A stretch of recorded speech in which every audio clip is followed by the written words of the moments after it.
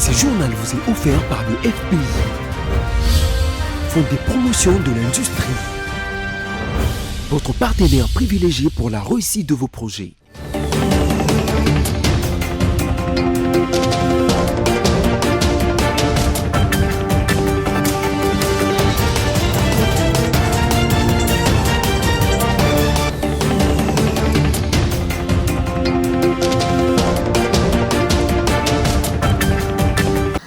Vous êtes sur la bonne adresse pour vous informer, messieurs, dames, bienvenue. Le sommaire. Au Forum économique mondial de Davos en Suisse, le chef de l'État Félix-Antoine Tshisekedi Tshilombo a dévoilé son projet structurant de lutte contre les changements climatiques et de la préservation de la biodiversité en République démocratique du Congo. Prière en faveur de FRDC, l'Église catholique est tout à fait d'accord avec le ministre d'État de la Justice, Constant Mutamba, dans sa proposition. Chose promise, chose faite, le nouveau président des États-Unis d'Amérique, Donald Trump, a limogé 4 hauts responsables gouvernementaux nommés par son prédécesseur Joe Biden. Bienvenue si vous nous rejoignez dans ce journal. La 55e réunion annuelle du Forum économique mondial s'est ouverte officiellement mardi 21 janvier 2025 en Suisse. Quelques 130 responsables gouvernementaux, dont plus de 60 chefs d'État et de gouvernement, se succèdent pour prendre parole à cette grande messe d'une semaine qui se tient chaque année dans cette station hivernale UP de l'Est de la Suisse. La République démocratique du Congo est représenté par son président Félix-Antoine Tshisekedi Tshilombo avec quelques membres du gouvernement. La presse présidentielle. Leaders politiques, économiques, universitaires et représentants de la société civile, tous étaient présents ce mardi au centre de congrès de Davos pour l'ouverture officielle de la 55e édition du Forum économique mondial. Le World Economic Forum 2025 a été inauguré par des allocutions de Karin Keller-Sutter, présidente de la Confédération suisse, suivie d'Ursula von der Leyen, présidente de la Commission de l'Union européenne. La dirigeante de la Confédération helvétique a déclaré que notre époque est celle de l'imprévisibilité prévisible. Elle a en outre mis en garde l'assistance contre la concentration des richesses et des ressources entre les mains d'une petite élite, ce qui peut avoir des conséquences néfastes sur la paix sociale dans le monde. Pour sa part, la chef de file de la Commission européenne a affiché sa volonté de promouvoir le multilatéralisme pour résoudre les crises auxquelles notre monde fait face. Comme annoncé, les questions principales mises au cœur de ce forum étaient: comment le monde doit-il réagir face à l'intelligence artificielle, la protection du climat, la crise géopolitique ou la cybercriminalité?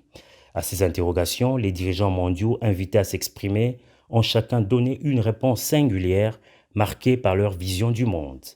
L'intervention du chef de l'État congolais annoncée pour ce mercredi est très attendue. Le président Félix-Antoine Tshisekedi Tshilombo va annoncer le lancement d'un vaste projet structurant pour lutter contre le changement climatique, préserver la biodiversité et pour stimuler les développements économiques. Parallèlement à ces assises, et comme c'est la tradition à Davos, le président de la République, Félix-Antoine Tshisekedi Tshilombo, a eu des rencontres bilatérales avec des dirigeants étrangers. Le chef de l'État a ainsi rencontré le président de la République d'Israël, Isaac Herzog. Les deux dirigeants ont passé en revue les sujets d'intérêt commun en insistant sur les efforts à mener pour rétablir la paix aussi bien au Proche-Orient qu'à l'est de la RDC. Ensuite, le chef de l'État a eu un entretien avec le président du Conseil de l'Europe, Alain Berset. Les deux dirigeants ont évoqué l'approfondissement de la coopération entre le Conseil de l'Europe et la RDC. Enfin, l'ultime rencontre bilatérale du jour était réservée au président sud-africain Cyril Ramaphosa, un allié de poids de la RDC, notamment dans la résolution de la crise dans l'Est, puisque des soldats d'Afrique du Sud font partie du contingent de la SADC, présent à RDC en appui au FARDC, dont le rôle est essentiel dans la stabilisation du pays. Les deux chefs d'État ont eu un entretien d'1 heure. Ce mercredi 22 janvier, ce sera un jour important pour la République démocratique du Congo à Davos, puisque notre pays organise une session privée sur le bassin du Congo consacrée à la valorisation des richesses de notre patrimoine naturel mis au service de la lutte contre le changement climatique.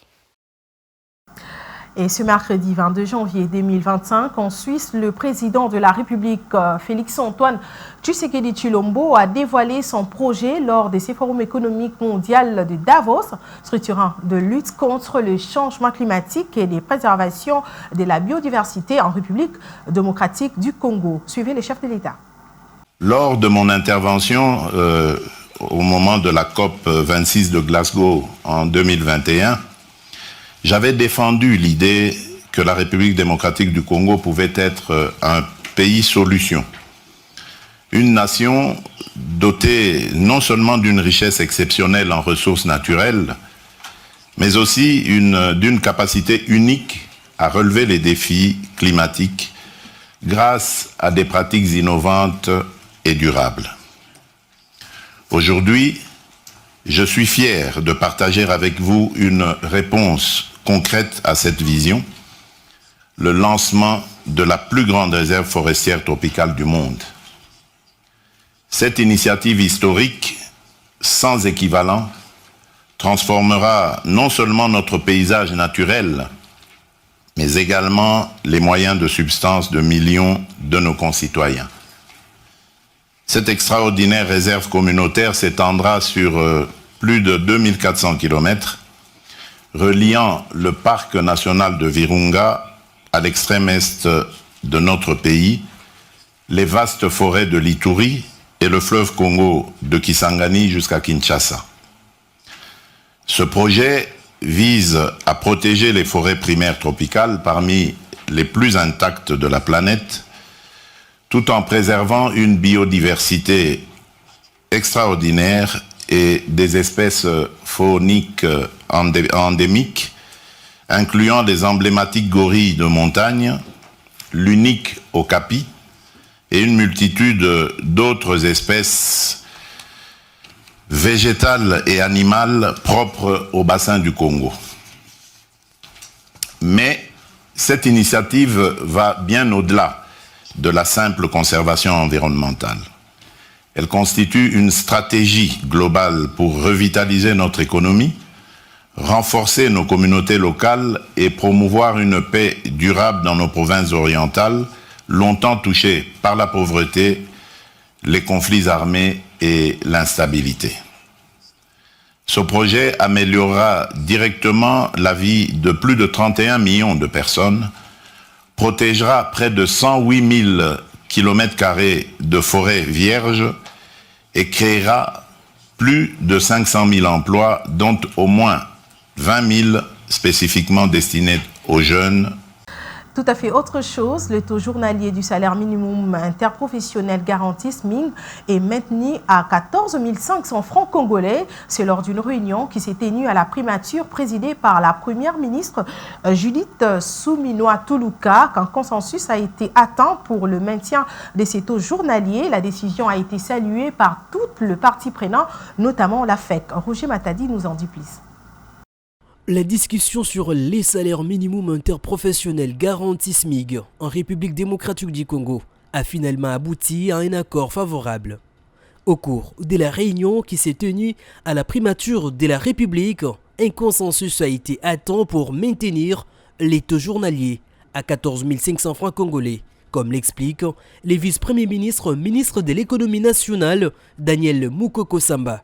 Entre les parties prenantes à ce dossier, c'est-à-dire le banc patronal et les bancs syndicales, il n'y a pas de divergence sur le montant revu du SMIC, mais Madame la chef du gouvernement insiste sur le respect de la procédure, parce que le respect de la procédure garantit la qualité de la mesure et du texte qui porte la mesure. Notons que la dite décision est prise après qu'un arrêté signé par le ministre de l'Emploi et Travail en décembre 2024 ait été jugé non conforme aux procédures, réajustant les taux à 14 500 francs congolais.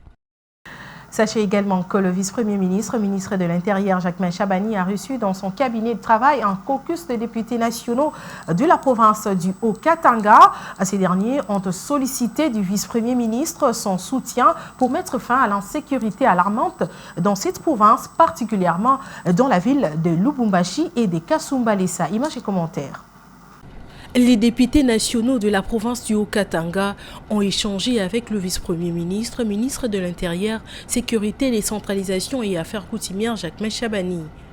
Ces élus du peuple sont venus demander l'implication du patron de la sécurité et de la territoriale pour l'éradication justement de l'insécurité caractérisée par la criminalité et le banditisme urbain qui sévit actuellement dans cette province. Plus précisément dans les villes de Lubumbashi et de Kasumbalesa. Le Premier ministre nous a reçus. Nous en sommes très reconnaissants et le remercions. Il a entendu, il a écouté, mais de toute façon, le vice-premier ministre est également au courant, vu qu'il est vice-premier ministre de l'Intérieur. Et il nous a donné une certaine vision à court terme, à moyen terme et même à long terme sur la problématique de la sécurité au niveau de nos villes et au niveau de nos cités. Depuis un moment, le Haut-Katanga fait face à une insécurité énorme, raison pour laquelle, en début de la semaine en cours, le gouverneur de cette province, Jacques Yaboula, avait décrété le couvre-feu dans les buts de renforcer la sécurité dans ces parties du pays. On évolue dans ce journal. Accord cadre Addis Abeba semble être essoufflé. 12 ans après sa signature, le coordonnateur national du mécanisme national des suivis de l'accord d'Addis Abeba, le professeur Ntumba Luaba, a évoqué des propositions requises lors de la dernière réunion en Éthiopie pour revitaliser cet accord. On l'écoute dans cet extrait choisi par Patricia Bomolo. À toutes les réunions, la délégation congolaise a joué un grand rôle pour qu'on tienne compte de ses préoccupations. Nous avons ainsi tenu des réunions à Nairobi, dont la dernière, la 35e réunion du comité d'appui technique, le 1er et 2 février 2024, et il en est découlé des recommandations. Alors parmi ces recommandations, rapidement, on va renforcer la redevabilité. Bon, on propose notamment un système d'évaluation par les pairs à huis clos. Et l'évaluation par les pairs à huis clos qui existe déjà au niveau de l'Union africaine, c'est-à-dire sont les chefs d'État eux-mêmes qui s'évaluent entre eux. Alors je ne sais pas quelle sera l'efficacité de cette évaluation entre pairs, mais au moins on peut dire à l'autre tu dois cesser avec un peu tes bêtises là. Il y a des missions d'évaluation et des bons offices des envoyés spéciaux, des garants de l'accord cadre qu'on voudrait aussi renforcer. Nous avons aussi demandé qu'on supprime certains engagements nationaux qui pèsent sur la RDC et qui relèvent des affaires domestiques. Donc il faut bien qu'on exige également aux pays de la région de pouvoir dialoguer. En définitive, pour conclure, dans tous ces accords, dans tous ces écrits, dans les discours qu'il prononce au Conseil de sécurité, dans les résolutions du Conseil de sécurité, on vous dira toujours qu'il faut s'attaquer aux causes profondes. Vous le savez certainement que les différentes confessions religieuses étaient saisies pour l'organisation le mois prochain des prières sur toute l'étendue du territoire national ainsi qu'à l'étranger. À cette occasion, le secrétaire général de la SANCO, Monseigneur Donatien Chollet, a été reçu par le ministre d'État de la Justice, Constant Moutamba, l'initiateur. Monseigneur Donatien Chollet a fait savoir à la presse que l'Église catholique est partante. On l'écoute. Le ministre nous a fait part de son projet, de sa proposition de réunir les confessions religieuses dans la prière le 9 février pour prier pour le FARDC et aussi organiser une quête en faveur de nos militaires. Alors, il voulait la collaboration de l'Église catholique là-dessus. Et là, je lui ai fait savoir que c'est notre mission comme Église de prier La situation de l'Est, nous en sommes conscients. La situation sécuritaire, la situation humanitaire est catastrophique. Même la vie de nos militaires. Donc l'Église catholique n'a pas de problème pour prier, mais dans sa particularité. Il n'y aurait pas d'inconvénient pour l'Église catholique de prier pour la paix parce que les militaires sont victimes de manque de paix à l'est du pays, et il n'y a pas que des militaires.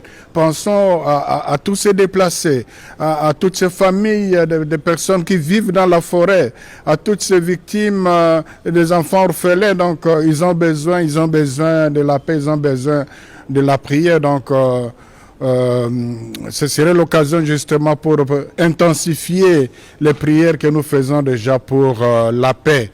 Le Christ en qui nous croyons est le prince de la paix. La position de l'Église par rapport à la guerre en l'Est. Je ne sais pas qu'est-ce que vous entendez par la position. La position, c'est que nous devons, chacun doit jouer sa partition pour que la paix soit instaurée à l'Est. Face à la percée des rebelles du M23 à Minova, dans la partie est de la République démocratique du Congo, plus précisément dans la province du Sud Kivu, les déplacés arrivent en masse en périphérie de Goma. Selon l'ONU, c'est plus de 237 000 personnes qui ont pris la route de l'exil depuis début janvier. Suivez leur témoignage. Chez moi, c'est à Karouba. Le M23 nous a poussés à fuir jusqu'à Minova. Nous commencions tout juste à nous installer là-bas et voilà qu'aujourd'hui, je suis encore obligé de partir. Nous accueillons tout le monde, mais cette présence crée une psychose au sein de la population. Les habitants craignent de mourir de faim. Nous ne cultivons pas et nous vivons grâce au lac Kivu. Mais avec la chute de Minova, il sera probablement impossible de pêcher. Nous sommes très inquiets.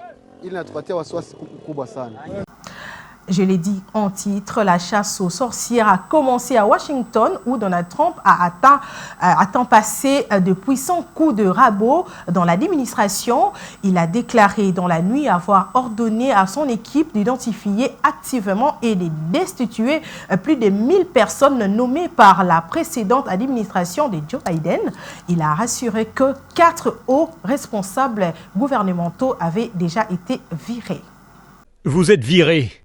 Donald Trump reprend l'expression de son show de télé-réalité The Apprentice et débarque plusieurs hauts fonctionnaires de l'administration sur son réseau social.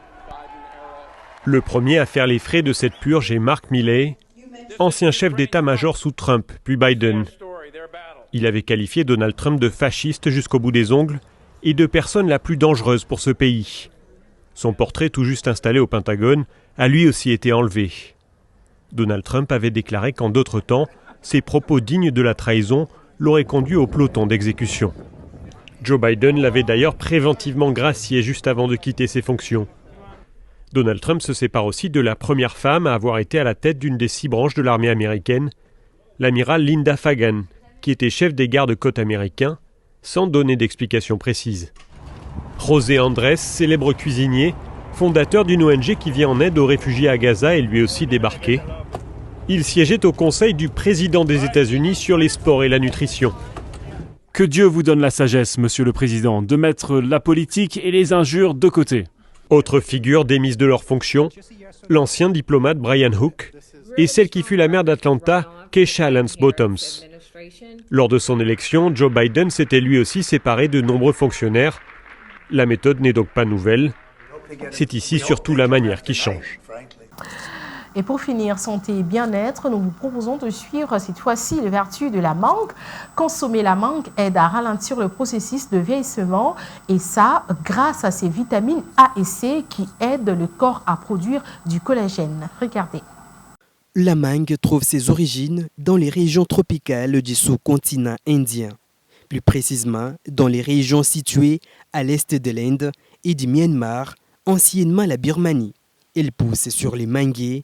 C'est un arbre tropical au feuillage persistant et il est considéré comme un symbole de prospérité et de fertilité dans certaines régions comme l'Inde et la Thaïlande.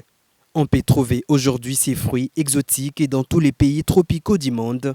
Il s'est répandu au-delà de ses terres d'origine grâce aux échanges commerciaux et aux voyages.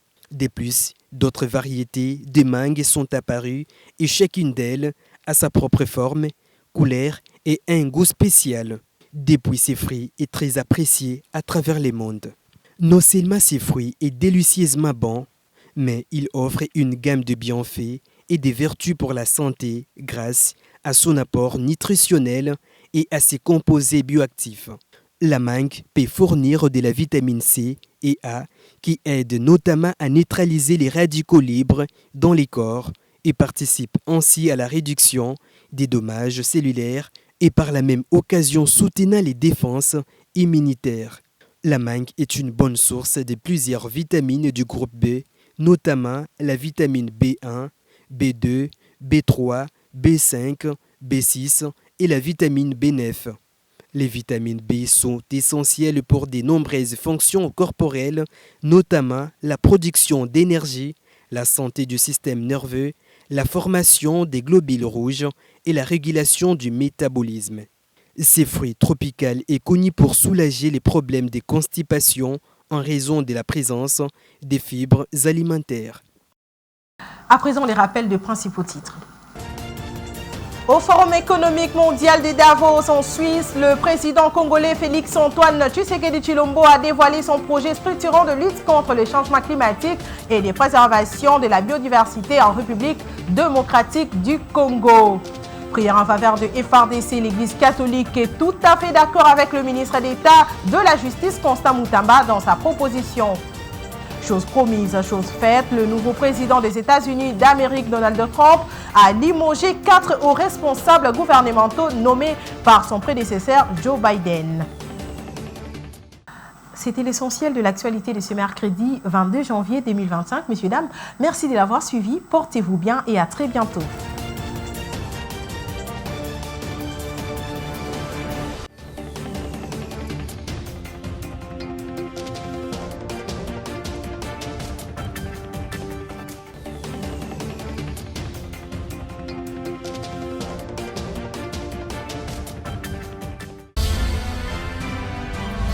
Ce journal vous a été offert par le FPI, Fonds de promotion de l'industrie, votre partenaire privilégié pour la réussite de vos projets.